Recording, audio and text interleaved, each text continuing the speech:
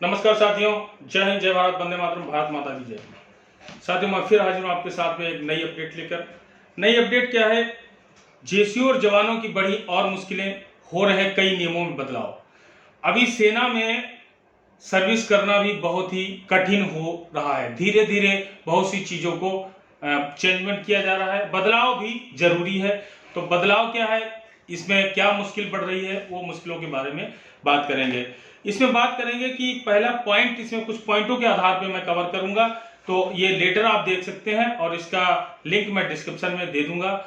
तो मैं कुछ पॉइंटों के आधार पे कवर करूंगा और इसमें कुछ पॉइंट है, मेन पॉइंट मैंने इसमें निकाला है। क्या पॉइंट है वो मैं आप तक शेयर करूंगा। पहला पॉइंट है, पहला तो मैं आपसे बताऊंगा कि जो हमारे जवान जेसीओ सर्विस 2 साल बढ़ाते थे, एक्सटेंशन लेते थे, उसके लिए बहुत ही नॉर्मल प्रोसीजर था। एक छोटी सी एप्लीकेशन देते थे और जो है सर्विस बढ़ जाती थी। उसके बाद में तो अभी क्या हो गया है, अब उसके लिए कुछ शर्तें हो गई हैं, कुछ टेस्ट पास करने होंगे। तो उसके लिए पहला पॉइंट है, जेसीओ जवान जब 2 साल सर्विस बढ़ाते हैं तो उसको और कठिन कर दिया है। पहले एक नॉर्मल एप्लीकेशन से ही जो है सर्विस बढ़ जाती थी, अब ऐसा नहीं होगा। कई नियमों से गुजरना पड़ेगा, कई टेस्ट से गुजरना पड़ेगा। अगला है, विलिंग अनविलिंग प्रोसीजर 2 साल पहले से शुरू हो जाएगा। आपकी जो सर्विस है, तो सर्विस जैसे माना कि एक सिपाही की सर्विस 15 साल सर्विस होगी, उसको 17 में पेंशन आना है, तो उसको जो है ये 2 साल पहले ये प्रोसीजर शुरू कर दिया जाएगा। सिपाही का 2 साल पहले यानी कि 15 में ये प्रोसीजर शुरू होगा, विलिंग और अनविलिंग। अगर आपने एक बार अनविलिंग दे दिया और वो आगे चला गया तो दोबारा अगर चाहें तो पहले ऐसा हो जाता था कि अगर आप चाहें तो आप रिकॉर्ड में पहुंचने के बाद में भी वहां दोबारा एक एप्लीकेशन लिख के आपकी सर्विस फिर भी एक्सटेंड कर जाती थी अगर सीओ साहब चाहते। लेकिन अब ऐसा नहीं होगा।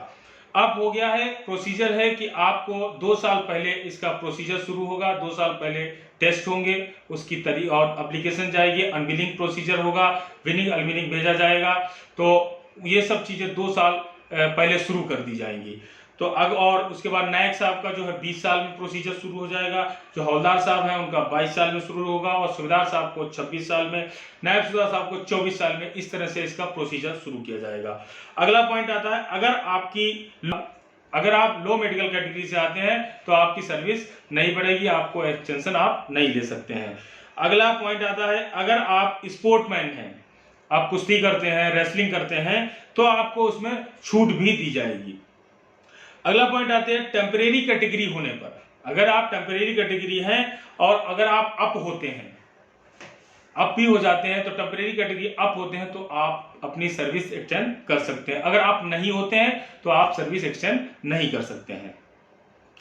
उसके बाद डिसिप्लिन एक्सटेंड, डिसिप्लिन क्राइटेरिया आता है। डिसिप्लिन क्राइटेरिया में क्या करते हैं कि आपको जो है सर्विस में ज्यादा से ज्यादा 2 रेड एंट्री, इससे ज्यादा अगर रेड एंट्री आपकी है तो आपको एक्सटेंशन नहीं मिलेगा, आपकी एप्लीकेशन रिजेक्ट हो जाएगी। उसके बाद में भी और जो इसका क्राइटेरिया रखा गया है, जब आप उस सर्विस के दौरान जब आप प्रोसीजर शुरू करते हैं तो अगर आपकी रेड एंट्री हुई है तो उसका टाइम पीरियड 3 साल पूरा होना चाहिए। 3 साल के बाद ही आप इसका प्रोसीजर शुरू कर सकते हैं। अगर 3 साल नहीं हुआ है, आपकी सर्विस खत्म होने पे आ रही है, तो आप इस प्रोसीजर को अप्लाई नहीं कर सकते हैं, आप एक्सटेंशन नहीं ले सकते हैं। अगला क्राइटेरिया आता है जो एसीआर से संबंधित है। एसीआर में कम से कम 5 नंबर होना चाहिए, 5 से ऊपर होना चाहिए। 5 से कम अगर हैं तो आप जो है 2 साल का एक्सटेंशन नहीं ले सकते हैं। ये भी एक प्रोसीजर में शामिल किया गया। ये प्रोसीजर जो है 1 फरवरी 2023 से लागू हो जाएगा। इसको 1 फरवरी 2023 से लागू कर दिया जा रहा है। उसके बाद में अगला पॉइंट आता है physical criteria. Physical criteria BPT और पीपीटी जो टेस्ट होते हैं, ये टेस्ट होंगे। उस टेस्ट में अगर आप सेटिस्फैक्ट्री जो कॉलम है उस तक आपको करना पड़ेगा। अगर पास होते हैं तो आपको जो है एक्सटेंशन मिलेगा, अगर आप फेल हो जाते हैं तो आपको एक्सटेंशन नहीं मिलेगा। और ये जो भी पीपीटी और पीपीटी टेस्ट होंगे तो इसका प्रोसीजर जो किया जाएगा ये आपकी रेजिमेंट नहीं करेगी, आपकी यूनिट में नहीं किया जाएगा। आपको इसको कोर लेवल पे उसमें प्रेजेंटिंग ऑफिसर्स डिटेल होंगे और उसके द्वारा ये चीज कंपाइल की जाएगी, ये टेस्ट कराए जाएंगे। उसके बाद में फिर आता है फायरिंग क्राइटेरिया। आपको फायरिंग में भी पास होना पड़ेगा। अगर आप फायरिंग में पास नहीं होते हैं तो भी आप जो है 2 साल का एक्सटेंशन जो मिलता है वो आप नहीं ले सकते हैं। तो ये मुख्य पॉइंट, मेन पॉइंट थे। और ज़्यादा आप जानकारी चाहते हैं तो मैं इसका लिंक डिस्क्रिप्शन में दे दूंगा और आप वहां से इसका पूरा रीड कर सकते हैं। उम्मीद करता हूँ ये वीडियो आपको अच्छा लगा हो। वीडियो अच्छा लगा हो तो लाइक करें, कमेंट करें, शेयर करें। धन्यवाद। जय हिंद, जय भारत, वंदे मातरम, भारत माता की जय। नमस्कार साथियों, मिलते हैं नेक्स्ट वीडियो में।